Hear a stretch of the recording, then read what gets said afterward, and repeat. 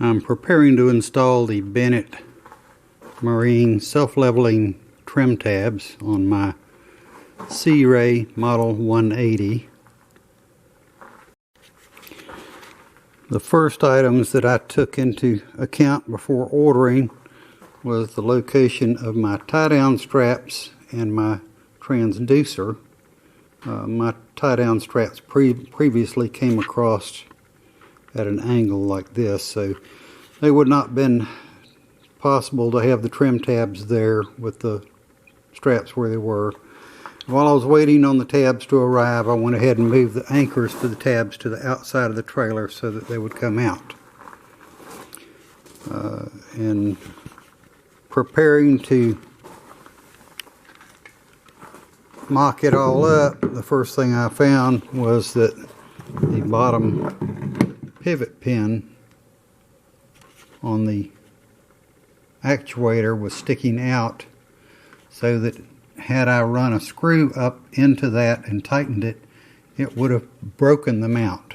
So make sure and move that out as evenly as possible so that both screws can clear on either side. Those will keep the pin from falling out and also keep you from breaking the mount when you tighten the screw up. And setting it up to mock it up, I put a board under the bottom and wedged it against the trailer so that it went flush.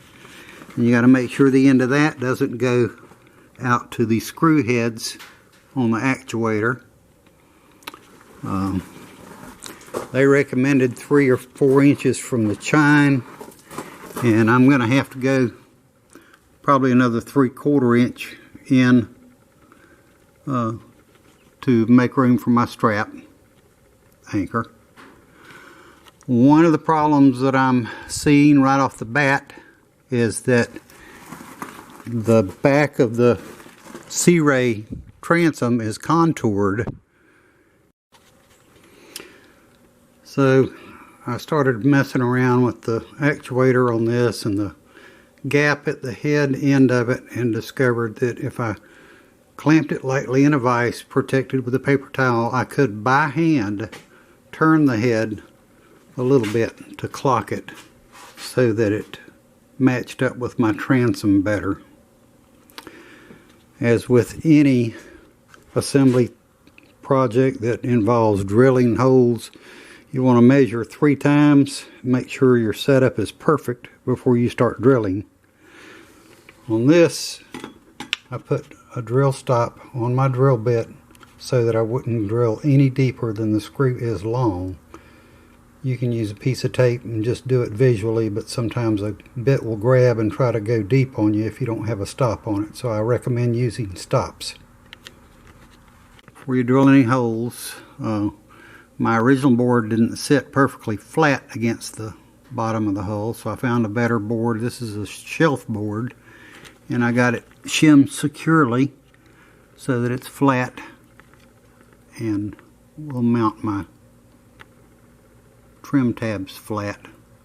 And I did my setup and hole marking after that. So I am going to use a countersink on the holes. If you don't, the gel coat will crack when you put the screws in. So you want to countersink these holes just a little bit. Doesn't have to be a lot.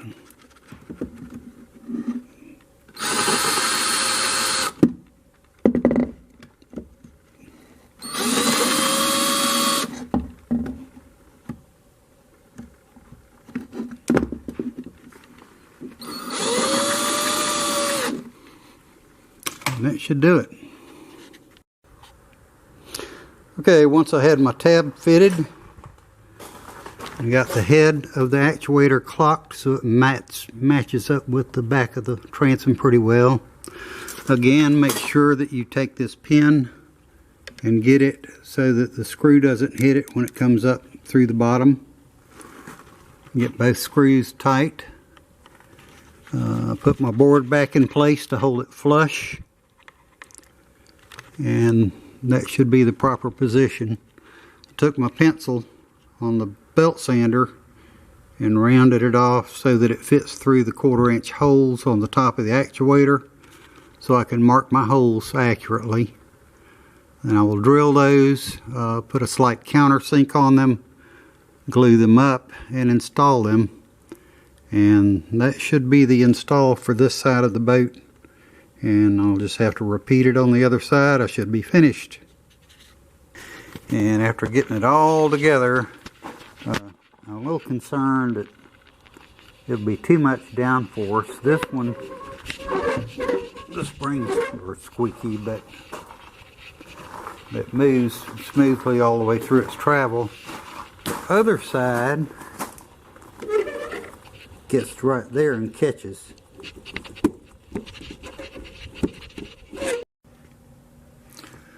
So get this actuator apart to clean up these spring ends. Go ahead and take this pin out.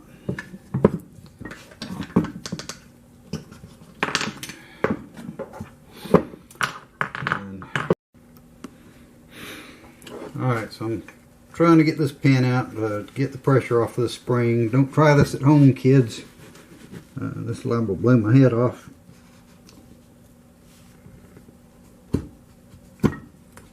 Ease it up. Okay. Now that you got that, got the pressure off, you can put this end over here, clamp it down light, mess up the plastic. Let me see if I'm on the camera. And then you just unscrew it. It doesn't have any more pressure on it to worry about from there. It should just unscrew. It's got a spacer in here and a spring here. It's got a plunger that apparently this doubles as a hydraulic cylinder on their hydraulic thing, because it's got a place over here where they would have put a fitting, and the piston has holes for O-rings to seal it. So you got that. And this works freely. That's not the issue. The issue on the other one was the ends of these springs are sticking out outside the coil, and they had burrs and scars on them. This thing's like, you know, real scratchy. So I'm going to put this on a belt sander like I did the other one and smooth these ends out, and see if I can make this one as quiet as the other one is.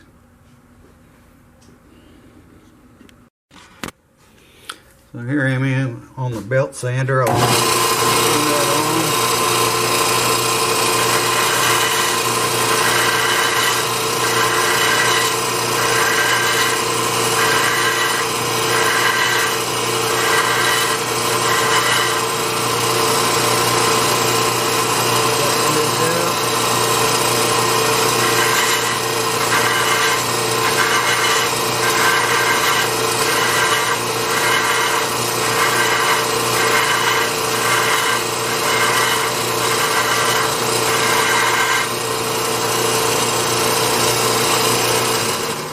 And that should take care of that.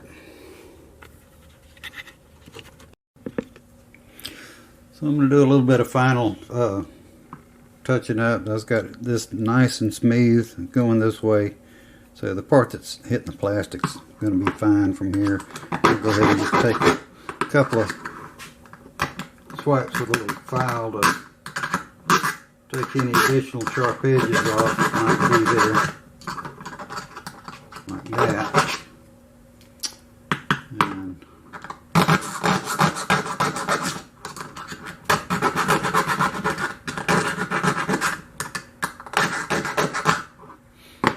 that. So when you're putting this back together, you got to get this hole lined up with this hole, okay? Because if you want to be able to lock it flat, so that has to go in. Go ahead and put your pin in, okay? Get that.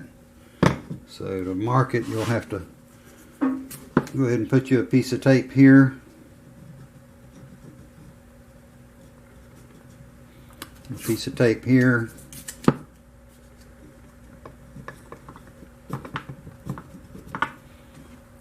And make you a mark so that you can line it back up after you get it screwed back together.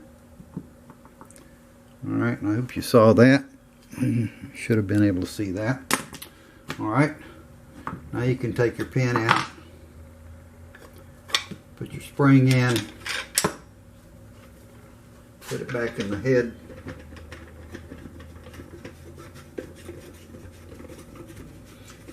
I have to excuse my shakes. I'm going to go ahead and tighten this as tight as I can get it by hand.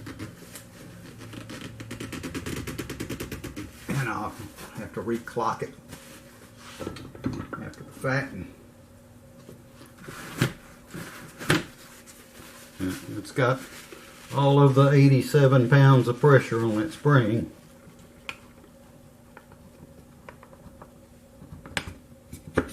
And there you go. Now it's back together so you can reassemble it.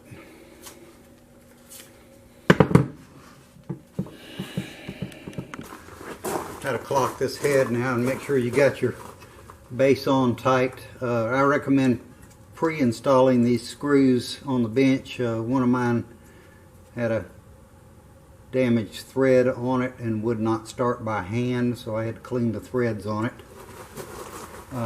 You get this up here, and I may already have this too tight to pull this off, but oh no. Okay, so once you get it mounted on your base, let's go ahead and turn your head however you have to turn it to get it to match your transom.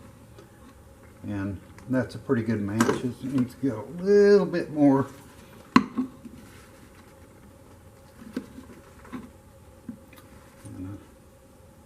We'll go with that. One final tip when you're clocking that head, and make sure you're already set up. You got your pin in place. Otherwise you'd turn your bottom thing and your pin would never go back in. Demonstrate this one again. It was all squeaky before. Now it's perfectly smooth all the way through and it's quiet.